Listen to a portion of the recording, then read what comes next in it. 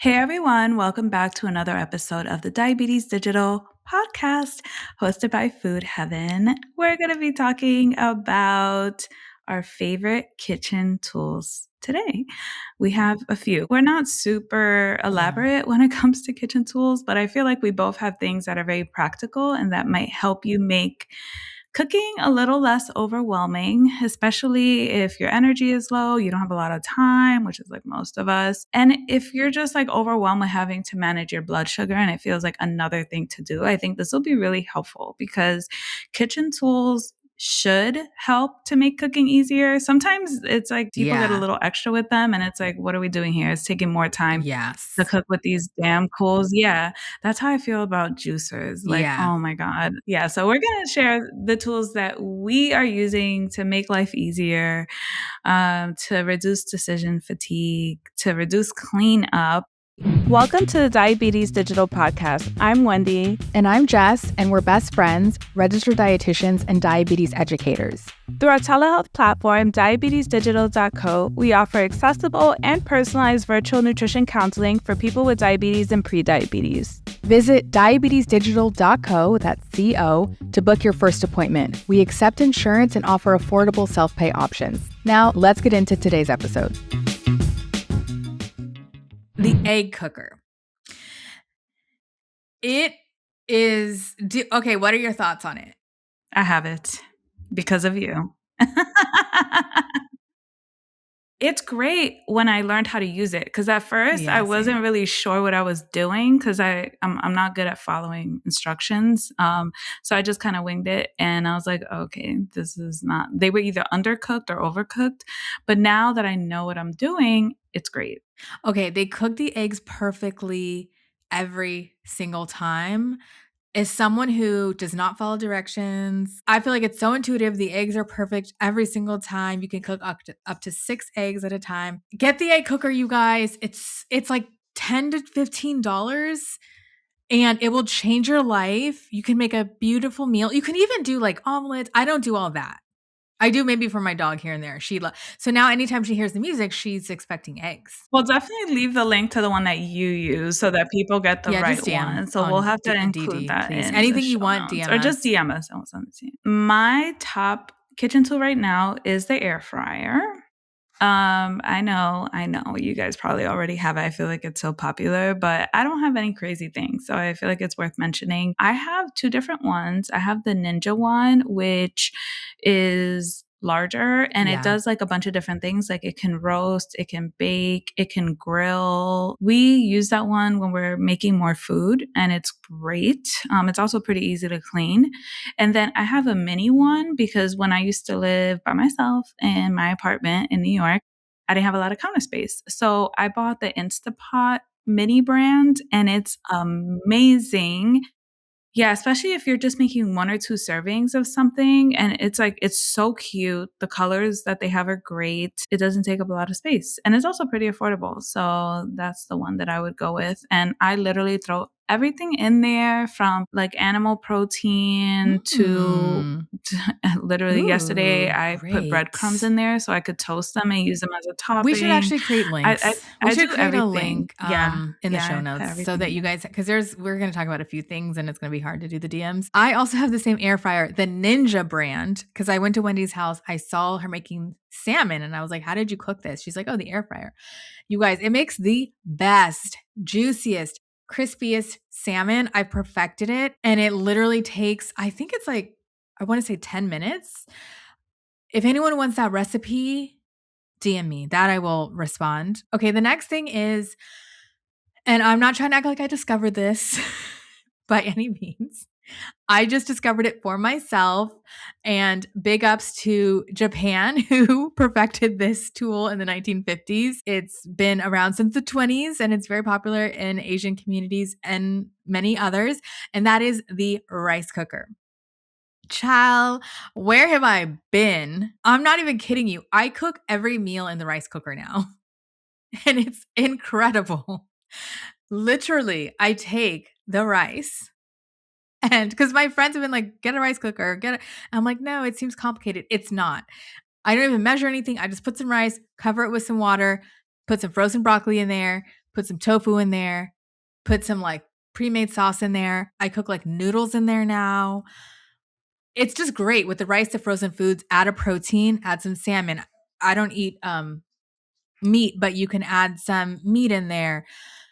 The best invention ever. Depending upon what you're cooking, it takes, usually feels like 10 minutes, and it's so easy to clean.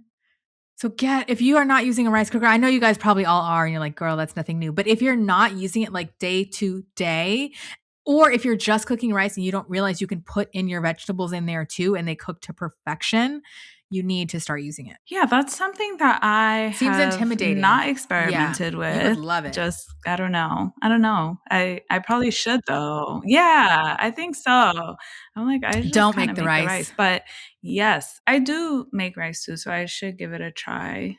But yeah, with tools, I'm always kind of hesitant because then I get them and I'm like I got the Instapot. I was using it for a while and then I wasn't. And I was like, damn, this is taking up so much damn space. I gave them to my mom. And so I ended up selling it. But I will say, I think the key like, is like if it can fit in like one type drawer or one shelf, like that's what I go for. And it's like not, the thing with Instapot is like it's heavy and then it's like a lot of pieces. And so I really go by that. Like how many pieces is it? Can I just rinse it out once? The rice cooker is great. I love a good Dutch oven, especially in the winter, because you can make so many hearty meals and it's especially good for making bread. I've made so many great loaves of bread in a Dutch oven. It really does make a difference when you use that compared to, I don't even know what else. I've only made bread in a Dutch oven. But it comes out super crusty and delicious. Bread. It almost tastes like French bread. Yeah, the one that I use is by Great Jones. I'll include the link. It's very high quality. I've had it for years. Amazing. Okay, so my next thing, we're each doing like 3 to 4 things. This is my third, is the personal blender. These are like tools tried and true, decades on decades. I will not literally have my smoothie that I just drank right here from the personal blender. You got to get it, especially those of us who struggle with breakfast, who struggle with also not having the time in the morning to just sit there. Cause I'm a slow eater. It takes me a long time to eat the eggs. And the thing, it's just like, no. But smoothie, I just always come back to it. 15 years at this point.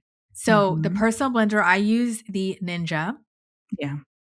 I freeze the ingredients before, or not freeze them. I put all my ingredients the night before, like in a Tupperware or something, or in a plastic bag. So that way in the morning, I just dump it in. First, I put the milk, then I dump the things, then I blend, ready to go. Perfect breakfast. Tasty for me. I don't like it too sweet, but try it out, everybody. It can be simple. You can have the most nourishing, delicious breakfast with like no time and effort. And I will say, I have the NutriBullet blender where it's like you can interchange the base with the big blender and the personal blender, and it's super clutch because like if you have to make something more big volume, you can use the big one. If you're on the go, you can use the small one. So I really like that one if you want kind of like an all-in-one. Okay, and then the last one that I will say is the iron skillet, which a lot of people already have at home, but maybe they forget to use or they get overwhelmed by the cleaning because if you don't do it properly, it does rust. But once you get the hang of it, you don't have to clean it every time, by the way. It's great for making so many different things. And if you're trying to get more iron, it does help you with getting higher levels of iron into your food, especially if you cook with anything that has vitamin C. So if you put tomato or lemon into your food as you're cooking it, it'll help to release more iron into that meal if you're using iron skillet. There's also, I think it's called iron fish. I don't know if anyone's heard of them, but they're these little fish that are made of iron. It was like the Parsley Health dietitian who I met with told me about it. Cause again, the ferritin, she was saying just when you're cooking, like you're boiling your water, like either for pasta or for tea, you put the iron fish in it and it's like cast iron. And so a little bit leaches out and then you're able to theoretically absorb some of that iron.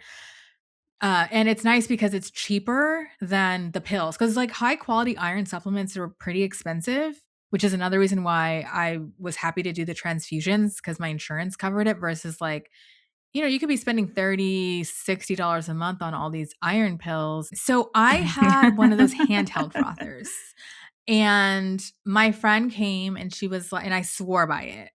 And I would make, just like some matcha, like with hot milk or whatever, mix it together, things like that.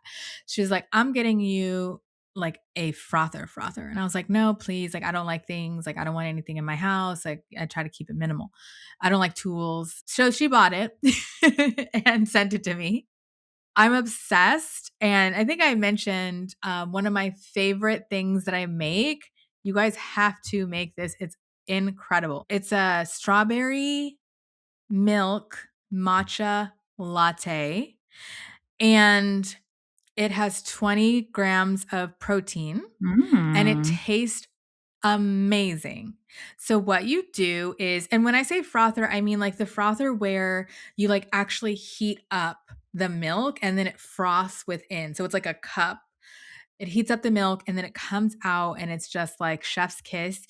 So you have to get specifically the Pro Mix strawberry milk protein powder. It is phenomenal and also doesn't have like really a lot added. The strawberry milk is made from freeze-dried strawberries. So, and it's whey protein in freeze-dried strawberries essentially. So that I cook it in the frother and then I'll heat up a little bit of ceremonial grade matcha powder. It has to be ceremonial grade because it won't taste good. Ceremonial grade matcha powder, like just a little water, and pour that in once it's done. You like, yeah, when I think I was saying on this pod, I went on vacation to Italy and like I was sad because I couldn't have my froth. I was like, this is what I need in life and all I need. So I'll put the link in. I don't think it's more than like $20 either, but whatever you make, if you like a turmeric golden milk, if you like a hot chocolate, like it basically frosts the milk like a latte at home. I like to do like soy milk oftentimes because again, you can, even if you're doing like a golden milk or something with turmeric and you use soy milk, you're getting some protein in there as well. So it's going to help, your blood sugar versus like sometimes if you go to a Starbucks or something, they will add a lot of different syrups and things. And I don't even think it makes it taste that much better. And I notice like I tend to crash right after because it does have like more of that sugary base. So I like just making them at home. Thank you for sharing your tools, Jess. We're going to wrap things up now. We hope that you enjoyed hearing some of our favorite tools that we use in the kitchen. Whether you're trying something new or you already have some of these at home, we hope that it gave you some ideas for things that might make your life a little bit easier. We always love sharing small things that work for us and that make being in the kitchen a little bit easier. So thanks for tuning in again, and we will catch you all next week. Bye. Thanks for joining us for today's episode. If you're interested in nutrition counseling with one of our expert dietitians to help improve your prediabetes or diabetes, visit us at diabetesdigital.co. Also, if you found our conversation helpful, do us a favor and rate and review this podcast on iTunes, plus share with someone who might find this helpful. You can also connect with us on Instagram at diabetesdigital.co. And tune in every Wednesday for practical, inclusive, and culturally humble diabetes insights. We'll catch you later. Bye.